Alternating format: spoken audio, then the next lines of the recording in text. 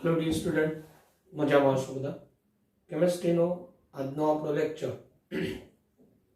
Hydrocarbon ચેપ્ટરમાં આગળ વધીએ તો લેક્ચર નંબર 16 તમે જોયો હશે. આજનો આપણો લેક્ચર નંબર 17 આપણે એરોમેટિક કોને કહેવાય, નોન એરોમેટિક, એન્ટી એરોમેટિક એ સ્ટડી કરી રહ્યા હતા.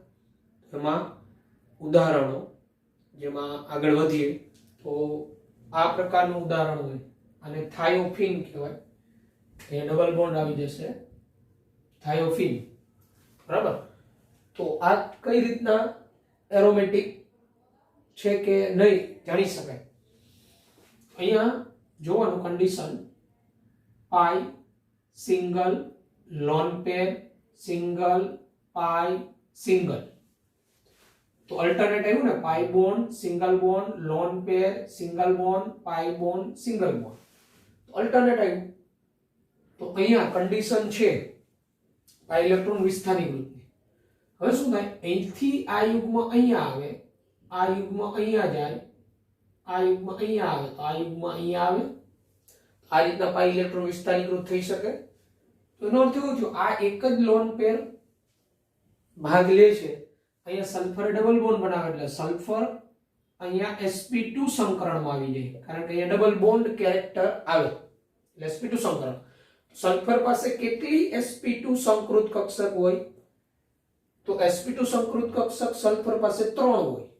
એક sp2 અહીંયા સિગ્મા બંધ બનાવે, એક sp2 અહીંયા સિગ્મા બંધ બનાવે અને એક p કક્ષક જે બંધમાં ભાગ લીધા વગરની હોય એ તો અહીંયા પાઈ બંધ બનાવી દે. એટલે અહીંયા લોન પેર એનું p કક્ષકમાં હોય. તો આ લોન પેર કેમાં હોય, તો એ લોન પેર sp2 માં હોય. sp2 સંકૃત કક્ષક સંખ્યાની sp2 સંકૃત કક્ષકોની સંખ્યા 3. એક sp2 સંકૃત કક્ષક અહીંયા બંધ બનાવે ભાગીદારીનો, એક sp2 સંકૃત કક્ષક અહીંયા બનાવે અને એક sp2 સંકૃત કક્ષકમાં લોન પેર રહે. તો આ લોન પેર એનું p કક્ષકમાં હોય. તો એ p કક્ષક માંથી અહીંયા પાઈ બોન્ડ નું નિર્માણ થાય. એટલે આમાં આ લોન પેર છે એ રેઝોનન્સમાં ભાગ ન લે, આ લોન પેર લે. એટલે 6 પાઈ ઇલેક્ટ્રોન 2 2 4 2 6 4n + 2 = 6 n = 1. તો થાયોફિન એરોમેટિક કહેવાય. થાયોફિન કેવું કમ્પાઉન્ડ કહેવાય? Thiophene aromatic compound okay. ઓકે. ત્યારબાદ જો અહીંયા ઓક્સિજન પાસે lone pair single positive single lone pair single pi single. તો આખા બંધારણમાં કન્ડિશન પાઈ ઇલેક્ટ્રોનને વિસ્થાનીકૃત થવા માટે છે, અલ્ટરનેટ છે બધા. તો આની અંદર જોઈએ તો આ પાઈ છે પોઝિટિવ તરફ આવે એટલે આ ઇલેક્ટ્રોન અહીંયા આવે. ઓકે. તો આને અહીંયા આવવું પડે. ઓકે. તો આને અહીંયા જવું પડે. આમ પાઈ ઇલેક્ટ્રોન વિસ્થાનીકૃત થાય. તો ટોટલ કેટલા પાઈ ઇલેક્ટ્રોન અહીંયા વિસ્થાનીકૃત દેખાય? 2 2 4 અને 2 6. તો આમાં 6 પાઈ ઇલેક્ટ્રોન. આ ઓક્સિજન ની અંદર એક ઇલેક્ટ્રોન યુગ્મ હોય ને sp2 માં હોય અને આ p કક્ષકમાં હોય. આ ઇલેક્ટ્રોન યુગ્મ હોય ને એ sp2 માં હોય, આ p કક્ષકમાં હોય. p કક્ષકમાં જે લોન પેર હોય ને એ પાઈબંધ બનાવવામાં ભાગ લે. 6 પાઈ ઇલેક્ટ્રોન. આના માટે n = 1. તો આપેલ કમ્પાઉન્ડ એરોમેટિક કહેવાય. એરોમેટિક. ઓકે. આના માટે ચેક કરીએ તો જો પાઈ સિંગલ પાઈ, બરાબર, સિંગલ પાઈ. તો અલ્ટરનેટ ડબલ બોન્ડ આવ્યો. તો અહીંયા કઈ રીતના થાય, તો અહીંથી આ ઇલેક્ટ્રોન યુગ્મ ઓક્સિજન ઉપર આવે. વધુ વિદ્યુત ઋણતા ઓક્સિજનની છે એટલે પાઈ ઇલેક્ટ્રોન યુગ્મ ઓક્સિજન તરફ જાય. તો આ કાર્બન ઉપર અહીંયા કેવો ચાર્જ આવે? પ્લસ ચાર્જ આવે, પોઝિટિવ ચાર્જ આવે. જો અહીંયા પ્લસ આવે, અહીંયા સિંગલ બોન્ડ O માઈનસ, બરાબર. એટલે આ રીતના થાય. અહીંથી આ ઇલેક્ટ્રોન યુગ્મ ઓક્સિજન ઉપર જાય અહીંથી આ ઇલેક્ટ્રોન યુગ્મ ઓક્સિજન ઉપર નેગેટિવ ચાર્જ આવે, અહીંથી આપણે ઇલેક્ટ્રોન યુગ્મ અહીંયા ગયું તો અહીંયા પોઝિટિવ ચાર્જ આવે અને અહીંયા પાઈ બંધ. તો હવે કેવી કન્ડિશન થઈ? પાઈ સિંગલ પોઝિટિવ સિંગલ પાઈ. તો ચક્રની અંદર જો અલ્ટરનેટ કન્ડિશન આવી, પાઈ સિંગલ પોઝિટિવ સિંગલ પાઈ, તો અહીંયા કેવું થાય? આ પાઈ ઇલેક્ટ્રોન સમગ્ર બંધારણમાં વિસ્થાનીકૃત હોય જ. સમગ્ર બંધારણમાં વિસ્થાનીકૃત એટલે કે પોતાનું સ્થાન બદલે. તો આના માટે આપણે પાઈ ઇલેક્ટ્રોનની સંખ્યા કેટલી? 2. આ બે ચક્રની અંદર જેટલા પાઈ ઇલેક્ટ્રોન હોય ને એ જ ગણવાના, આ બહારનો નથી ગણવાનો. ચક્રની અંદર જ પાઈ ઇલેક્ટ્રોન વિસ્થાનીકૃત હોવા જોઈએ. તો 2 પાઈ ઇલેક્ટ્રોન, તો 4n + 2 = 2. આ 2 પેલી બાજુ જાય 0, n = 0. આપેલ કમ્પાઉન્ડ એરોમેટિક કહેવાય. બરાબર. આના વિશે વિચારીએ તો એના જેવું જ થયું. જો પાઈ single pi single pi single pi single pi single પાઈ એવું થયું. અહીંયા દ્વિબંધ O ઓક્સિજનની વિદ્યુત ઋણતા વધારે છે. અહીંથી આ પાઈ ઇલેક્ટ્રોન યુગ્મ અહીંયા આવે. આ કાર્બન ઉપર કેવો ચાર્જ આવે? પોઝિટિવ ચાર્જ આવે. આ રીતના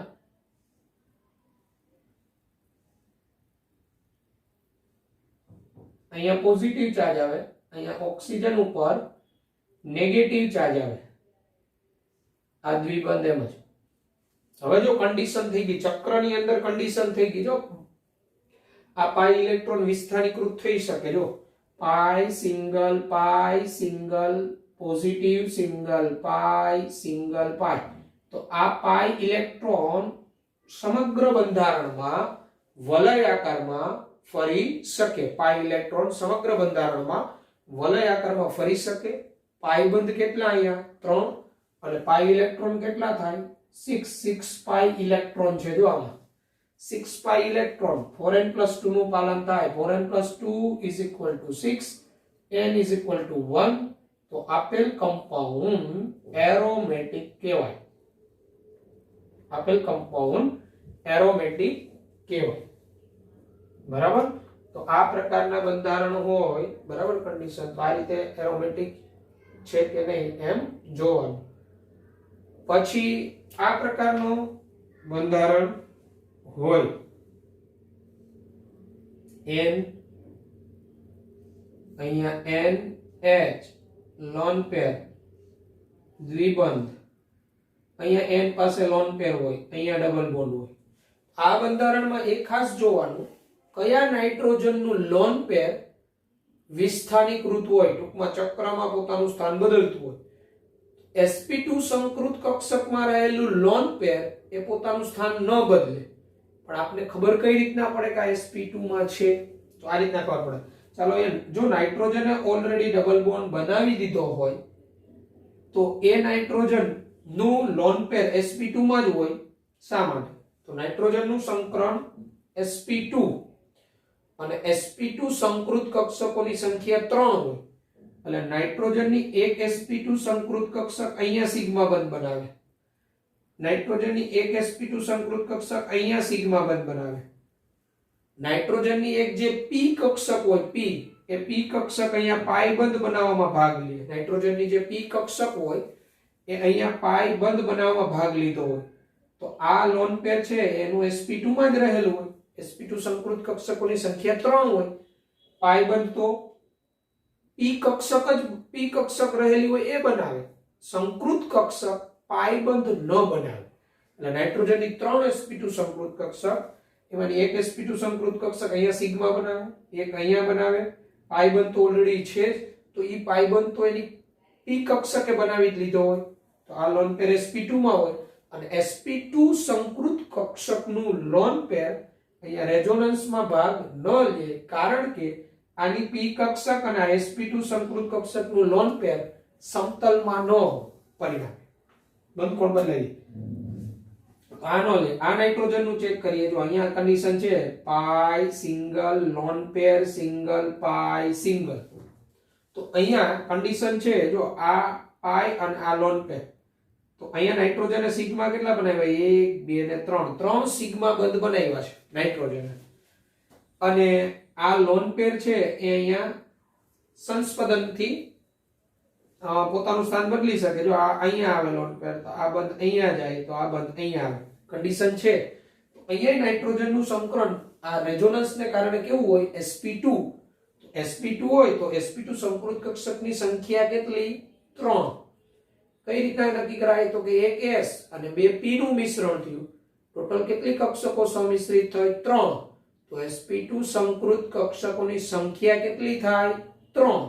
તો એક sp2 સંકૃત કક્ષક આ એક સિગ્મા બંધ બનાવે, એક sp2 સંકૃત કક્ષક આ એક સિગ્મા બંધ, એક sp2 સંકૃત કક્ષક આ સિગ્મા બંધ. તો 3 sp2 સિગ્મા બંધમાં તો નાઇટ્રોજનનું આ લોન પેર p કક્ષકમાં હોય, આ રેઝોનન્સમાં ભાગ લે સંસ્પદનમાં. તો હવે આ યુગ્મએ લીધો ભાગ એટલે પાઈ ઇલેક્ટ્રોન ગણાય 2 2 4 2 6 તો 6 પાઈ ઇલેક્ટ્રોન. આના માટે n બરાબર 1 થાય, 4n + 2 નું પાલન થાય. આ કમ્પાઉન્ડ એરોમેટિક કહેવાય. આ પણ એરોમેટિક છે એમ કહેવાય. ઓકે, તો પછીના ઉદાહરણો આપણે જોઈએ.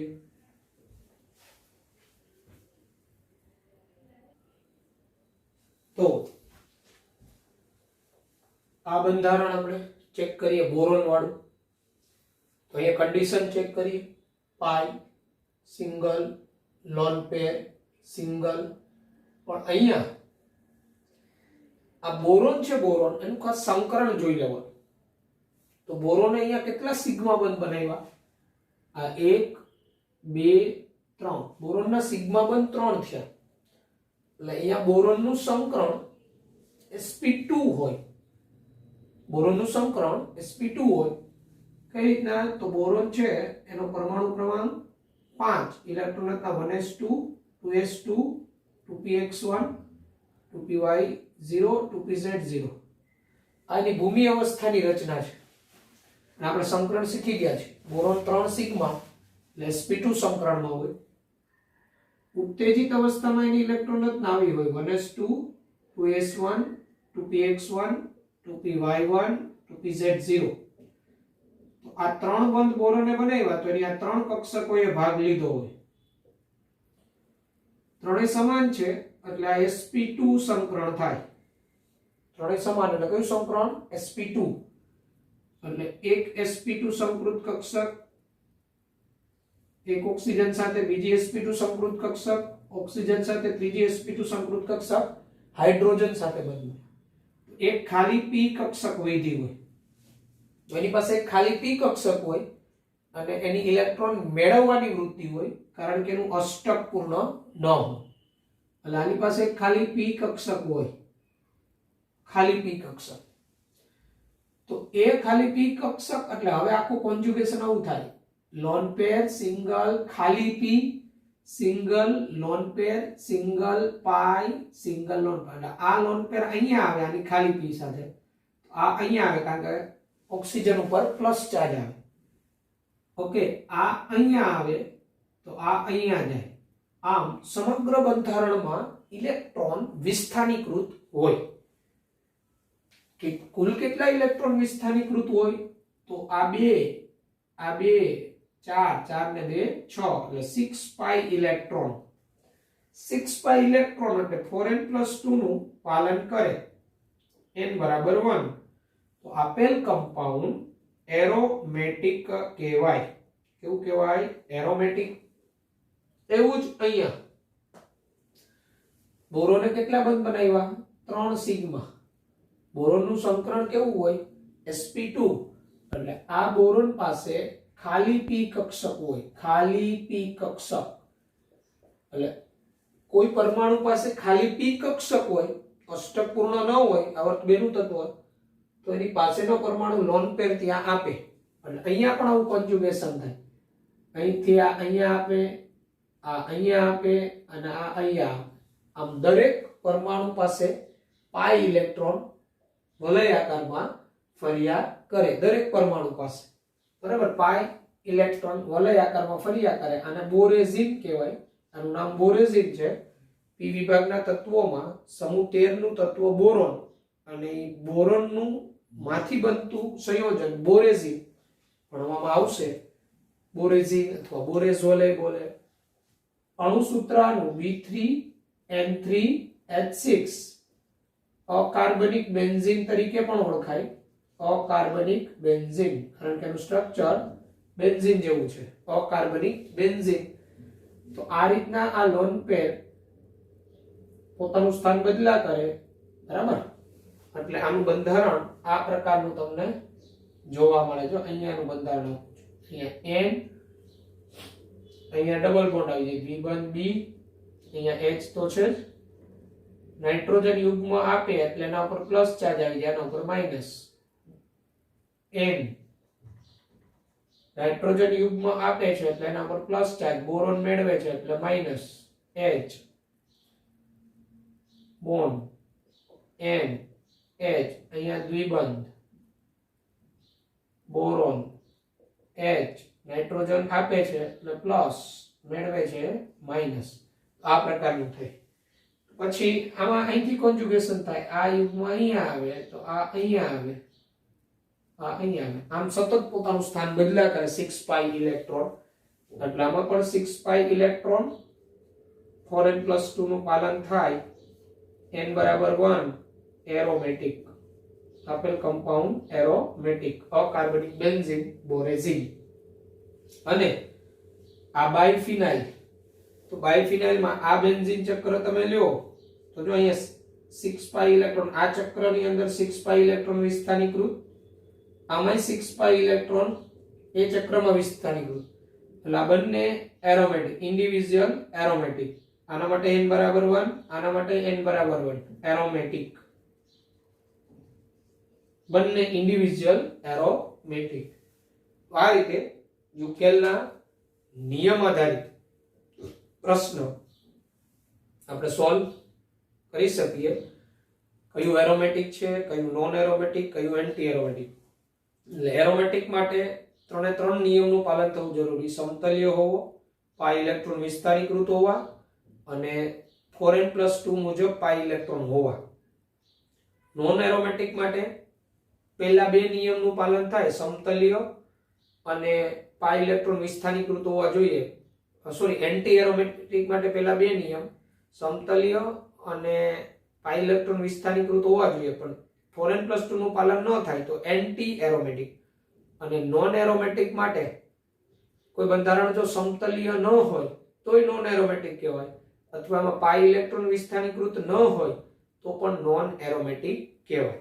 તો આ રીતના આ નીટના પોઈન્ટ ઓફ વ્યૂ ખૂબ ઇમ્પોર્ટન્ટ કન્સેપ્ટ, કયું કમ્પાઉન્ડ એરોમેટિક છે, કયું એરોમેટિક નથી એ સમજવા માટે. તો આગળના લેક્ચરમાં જે કરાવેલું છે એમાંથી થોડું ઘણું આજના લેક્ચરમાં સ્કૂલમાં થયેલું છે.